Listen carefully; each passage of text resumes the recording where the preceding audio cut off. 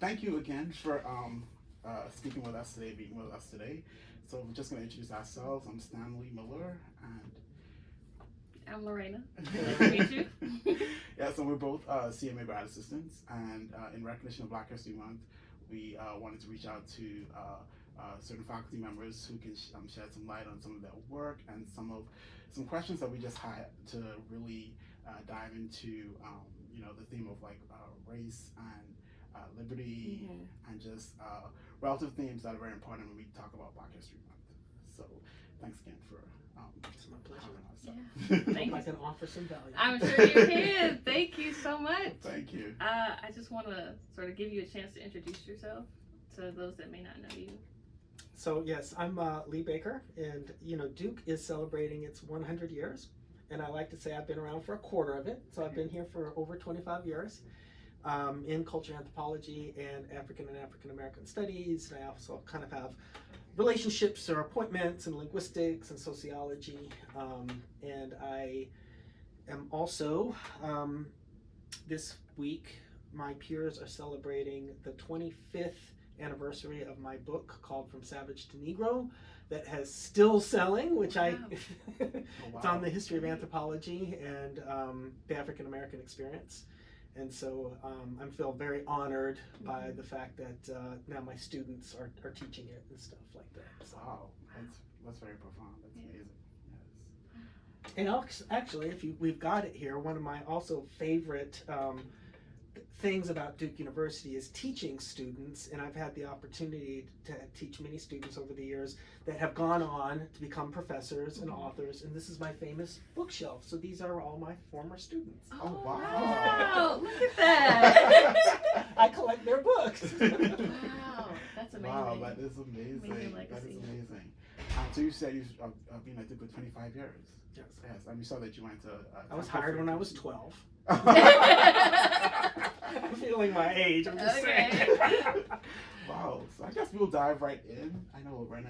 Oh yeah, I have a really interesting question for you. So, how would you describe what it means to be Black in today's America? How would I describe what it means to be Black in today's America? So, I would rephrase that question. Okay.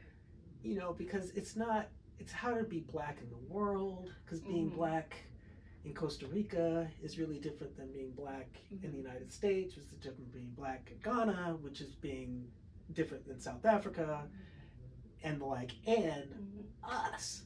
Yeah. We get read differently in different different social contexts. And I think being Black is the same but also different than having an African identity in the Americas. So as an anthropologist, we study race, but we also study culture. And I get in arguments sometimes with some of my former students trying to delineate, Blackness as an identity from African American culture. Okay. Which is something that is learned. It's something that one is socialized in, and it's something to be sort of celebrated in the basis of Black boy joy, Black girl magic. But the Blackness is part of the racialized experience in the United States, which is part of African American culture, but different. Like we'd still have a culture if we weren't racialized in the same way. It'd just be different, and our adaptations would be different. So I think it's important to tease away the idea of Blackness from.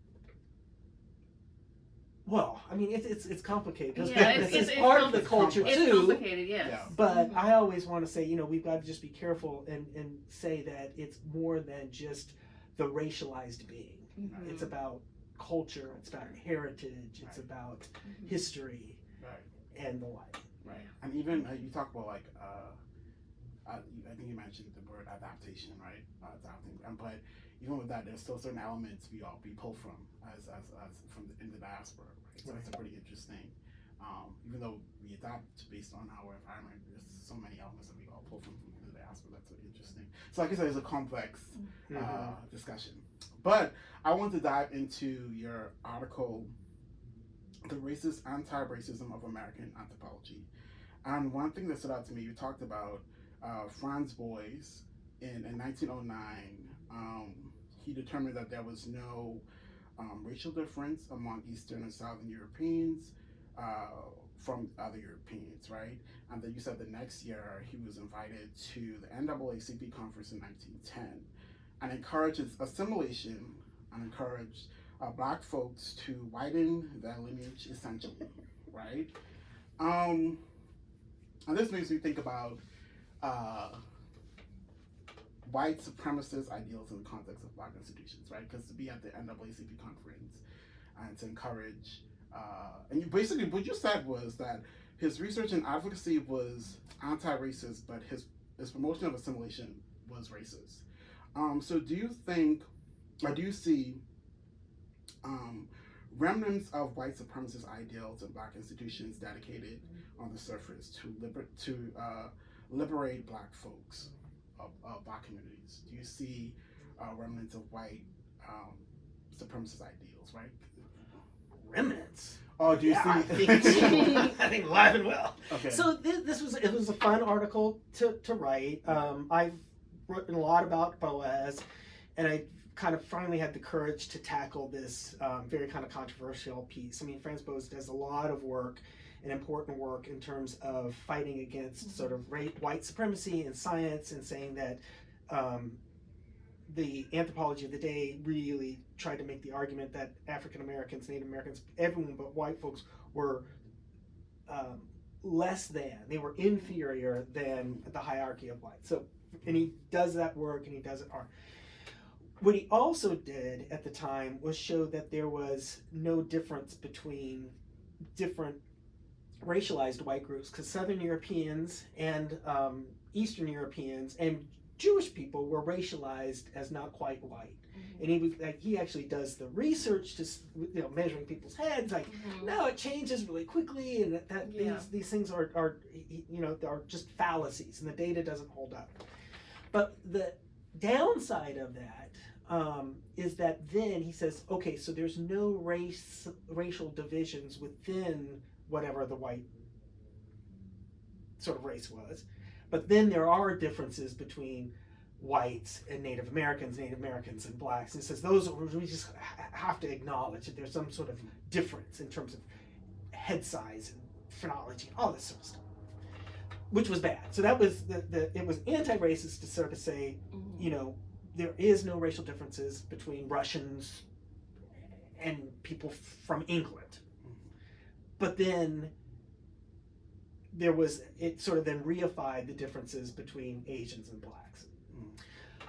However, he was also really committed and showed for the Europeans that, assimilation is a way of mitigating anti-Semitism. At the time, you have to put this in the historical context. And so then he could not make that logical leap that said, well, then what African Americans should do is not just assimilate, but amalgamate, lighten themselves up. And he kind of believed this, and it kind of breaks my heart. It's like, did you really go with genocide as a solution? But he saw both anti-Semitism and racism as so ingrained into the American way that the only way out was to assimilate for Jews and amalgamate for blacks. But that's how deep he saw the challenges. So it's hard to throw him under the bus, although that's why I said that was the racist anti-racism of American anthropology, because it was anti-racist. It's motivation, Right. but at the end of the day, it was just like I said, I think, for Franz Boas, the new Negro was no Negro at all. Interesting. And it makes me think about, you talked about when European immigrants assimilated, they became white and American. When African Americans, you said, Native Americans, and Latinx people assimilated, they became respectable, right? And I don't want to get political, I don't want to politicize, right? But this makes me think about when we look at recent political discussions. If we look at past recent elections, presidential elections, and conversations about certain candidates, certain Black candidates, about whether they are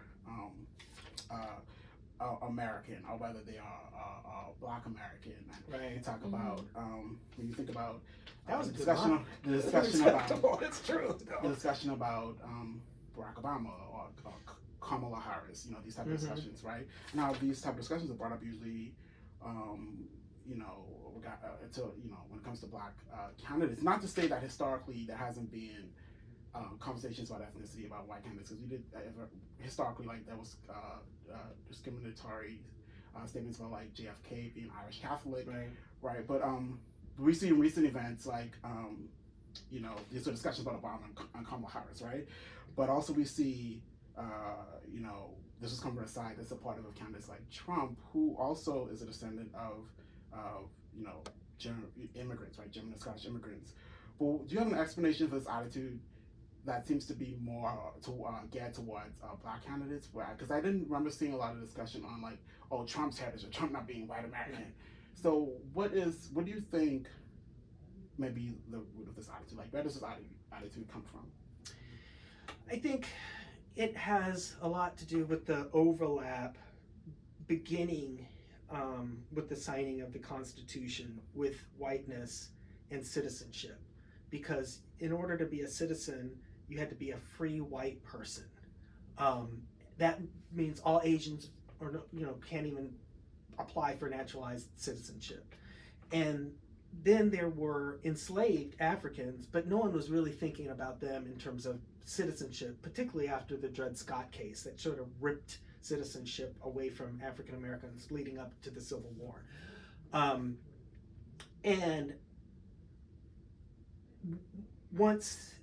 so there's a lot of overlap between the idea of who is an American and whiteness that has shot through the United States from the very beginning. And as you see the not quite whites becoming more citizens and white, that disappears. The Irish are no longer Irish, they're white and Americans. The Italians are no longer Italians, they're white and Americans. The Eastern European, including Trump's wife, no longer are other, they become Americans. What's interesting though, particularly in this moment where the white community is shrinking demographically, but we have seen historically, as well as in South Africa, the expansion of whiteness. And where does it go? Well, it goes to the Eastern European immigrants, but now it's going to light-skinned, assimilated Latinx. So the Marco Rubios and the Ted Cruz and the sort of Republican white Latinx are being incorporated as Americans. So you'll see that a little bit. So we talked about assimilation a lot, and with assimilation comes, like, sort of trying to mold yourself to the culture that you're currently in, whether it's immigrants coming to America or just trying to fit the mold to sort of increase your social standing or just try to increase your opportunities a lot of times. Do you think assimilation hurt or improved, like, Black America? That's a really tricky one. And the challenge is that we live in a capitalist society. Yeah. And in order not to assimilate, you have to be a really good entrepreneur. Because you have to do people's hair well, you have to be a rapper, you have to have your own business, and like the Rastafarians in Jamaica were always marginalized, but they were the best bread bakers on the island, and so they funded their whole operation. And so for us, so assimilation is one of the only ways to sort of, in assimilating in particular contexts, including code switching, and on Sundays you can do your own thing, but Monday you do something else, is one of the only ways to make it in the United States, like, unless you're a really good entrepreneur, because society is shaped in corporate America, whatever. We just now had to get the Crown Act because people were being forced to have their hair in not natural ways, and that's all part of assimilation. That's the sort of the great symbolism of this sort of assimilation that has been forced upon us. So you said assimilation or Americanization was, in this article that we were speaking about, was a powerful concept because it assumed equal potential and mobility. You said it did not, however, address racism or discrimination. End of quote. Yes, that's true. Yeah. Would you mind expanding on this a bit? Just explain. So before the idea of assimilation and at this point Americanization, this is particularly for most non-white immigrants and refugees and formerly enslaved folks. Before there was like this idea that they will never rise above a certain plane, that they're just like physically, mentally inferior. And with the idea of Americanization and assimilation is given the right environment and the motivation, they can read, they can write, they can do this, and they will be true American citizens and have the agency and according to Teddy Roosevelt, have the same sort of ability and skill and whatever. Which was different than people like, no, we have segregation because they are inferior and we do not want them to be close to us at all. We want these boundaries. So it's in relative to the other idea that they're inferior all the way through. So in that respects, there was this potential, but that potential didn't say, well, racism is going to keep, and sexism is going to keep some people sort of down. So it was sort of addressing one piece of it, which was positive, but there was another more negative piece to it. Yeah, that's interesting. Yeah. Oh yeah, sure. Okay. So you said we cannot live in a post-racial America until we live in a post-racist America. Can you explain what you mean by that? Right. Those are some gems. Dropping gems. We do our research, okay? Yes, a lot of people were saying we're in a post-racial America. That'd be great, but until there's real opportunity, when people work hard and play by the rules, can succeed and not get shot by the police, we will always be in a racial America, unfortunately. But you know what that leads me to? That leads me to when we reflect on, because this was a 2021 piece, right? I was looking at an address you gave in 2010, and it's called Post-Racial Society at the ABA conference. And you said, in 2010, you said that in the wake of Obama being elected president, that elitists and populists wanted to present that finally we live in a post-racial society where people are judged solely for their character. So that was the idea, right? I remember saying, do you think that this is something populists and institutions truly believe, or simply want to make a narrative? And do you think that perhaps recent events, because people, like you said, people wanted to celebrate a post-racial society, right, during that time, right, when Obama, because now we have a first black president, so now everything is good now. But then we look at recent events that happened after Obama's presidency, right, and political events. Do you think perhaps that may be a backlash to having a black? Oh yeah, I think so. But at the time, I think what I was kind of critiquing is, and Obama sort of pushed it, is sort of white supremacy and racism is like a scavenger ideology, and they're always like hoodwinks you into believing certain things. And when Obama's elected, Oprah's a billionaire, we have all these examples of great black achievement. What that does then is it shifts the idea that there's racism in America, because you've got a number of people to point to of success, and even college presidents and deans, and we've got even at Duke plenty of examples of great achievement. But then that shifts racism into being an individual thing to negotiate, and if you can do it, or the racism isn't there at all, because we got all these examples of great black success. So then the person that doesn't get the job, or the grandmother that's working hard, not and playing by the rules, but never gets that break, and the kids see that, so they're like, their hope is stolen. Why should I assimilate if my grandmother did, and look where she is, Yeah. and then it becomes not a war on poverty or a societal thing. It becomes individual failure, and that's like, it's the and that's why the post-racial society, it's like it shifts everything to individual effort and or luck or pluck or whatever, and if you are not striving, you have somehow individually failed.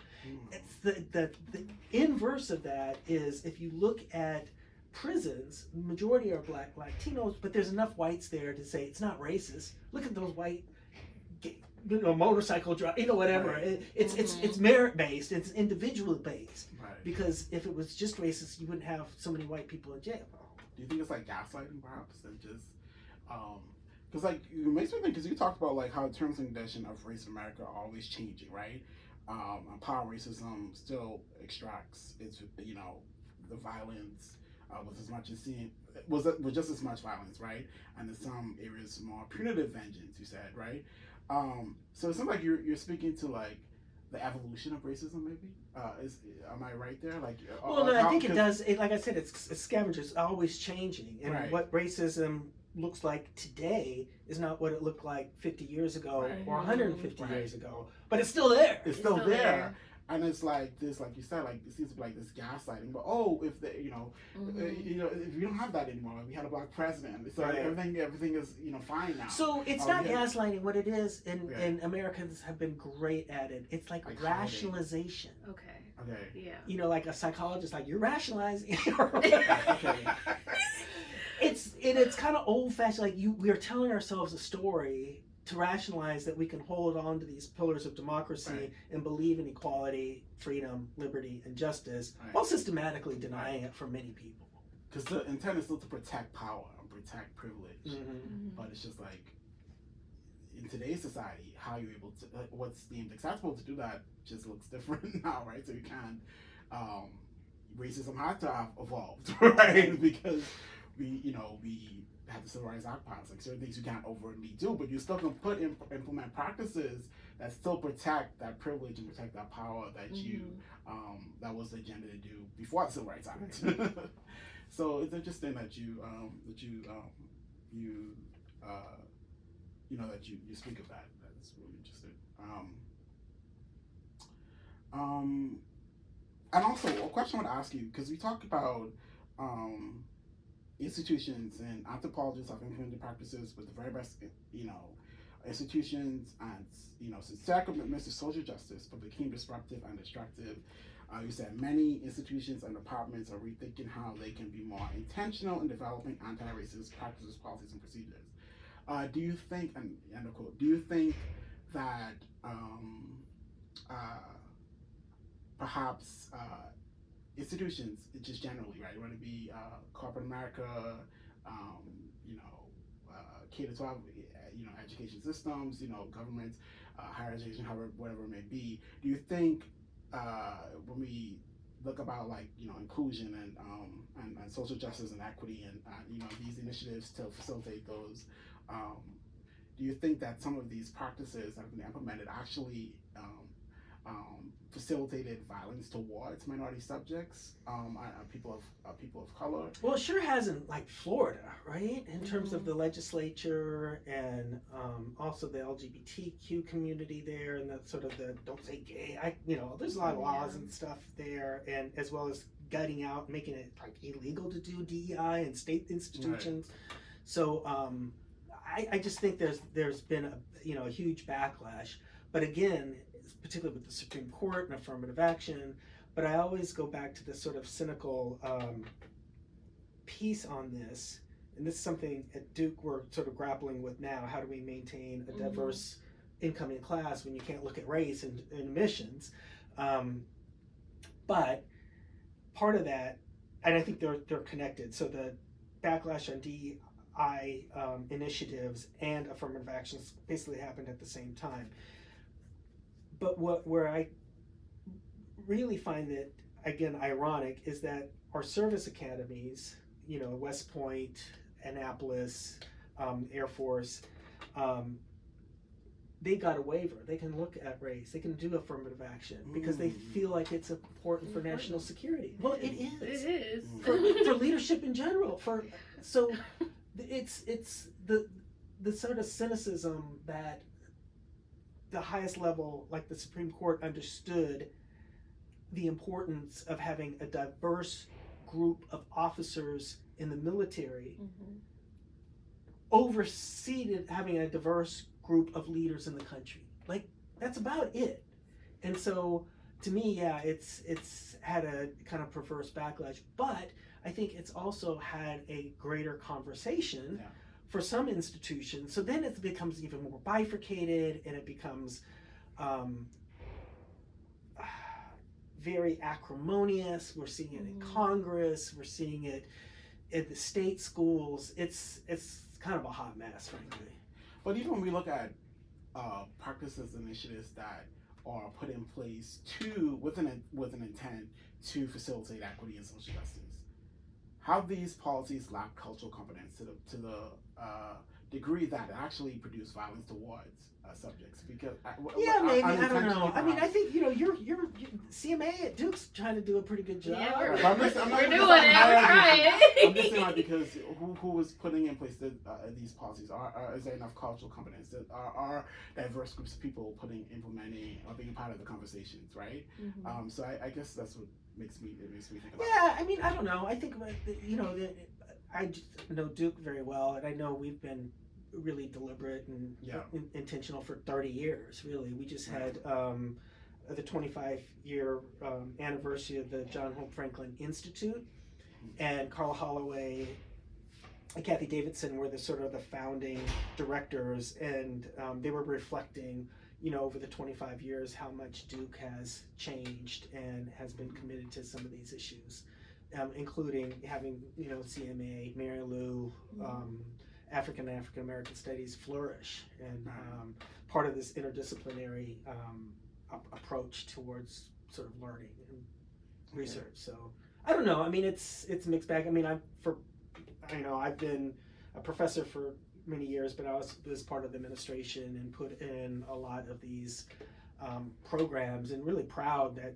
when I was administrator, I like to say I was an applied anthropologist, because I was in there, like propping up programs and stitching together alliances with the understanding that culture, it's symbolism, a whole range of things that we're really implementing as part of these programs. So the competence, at least from my perspective, was there. Right. I guess generally speaking, even outside of higher education, outside of the education field, like when people talk about diversity, sometimes people think that it starts with just having the face. But of course. Are you doing enough to include? Like tokenization, are there enough cultural competence to really understand how can we make sure that there's equity, and, that people are actually included, not just there to fill what you felt needed to be filled at that time. So I think that happens. Yeah, so there's so much to be talked about when it comes to that. And going full circle, oftentimes it's that diversity, but not too much diversity. It's assimilated. I call it Disney diversity. Disney diversity, right? Okay, all right.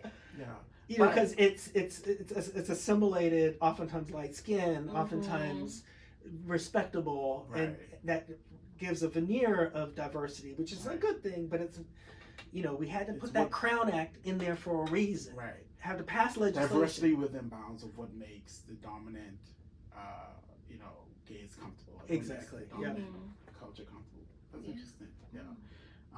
But it just leads us to really think about, when we look at Black History Month, where are we?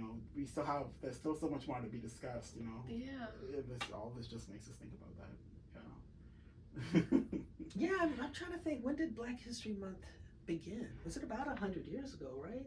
Carter G. Woodson? About 100 years. Because we're celebrating the 100th anniversary of next year. The Allen Locke's The New Negro, which was the sort of the capstone of the Harlem Renaissance, and I think it was kind of I don't know. That's an empirical question. Okay. Right. Wow. you think there's anything else we should add? Actually, wait, I have one more question for you. Okay. So Zora Neale Hurston is also my sorority sister as well, but she opened and paved the way for Black anthropologists. How do you think her legacy helps you to advise your students to help understand Black America more? Yeah, there was others, Arthur Fawcett, Eugene King, she was probably the most famous. Yeah. But yeah, no, so she really pioneered ethnography as well as folklore as well as linguistics. And she really believed in both the power and the beauty of African American culture. And I should say, going all the way back, her exploration of the Black vernacular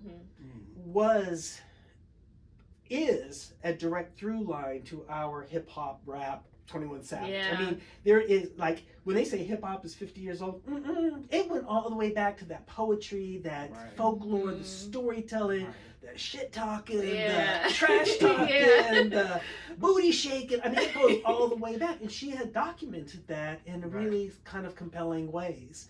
More importantly, she gave us this understanding that there's a very thin line between science and fiction. And for Hurston, she often used her science to inform her fiction, but also her fiction to inform her science in a really kind of creative ways. So when you're reading Their Eyes Were Watching God, you know, the same characters show up from Mules and Men, her more ethnographic one. And there's just a lot of sort of overlap, which in the 1980s, with the writing culture movement and anthropology, everyone sort of saw that. And so but she was way ahead of the curve by identifying that sort of early on. So it enables also us that, you know, she was one of the, not one of the few, because Boas actually for his students of color kind of not forced them, but invited them to, you know, to study themselves.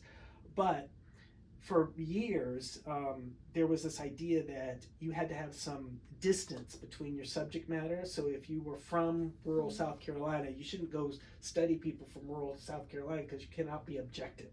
And that's lasted, frankly, for years. But now there is a movement where that so-called me search is embraced and is encouraged even and understood. But Zora Neale Hurston was really a pioneer. She was shamelessly proud of studying her people, and to be able to sort of say, you know, you're not alone. You know, people, anthropologists, Black women anthropologists have been doing this for a century.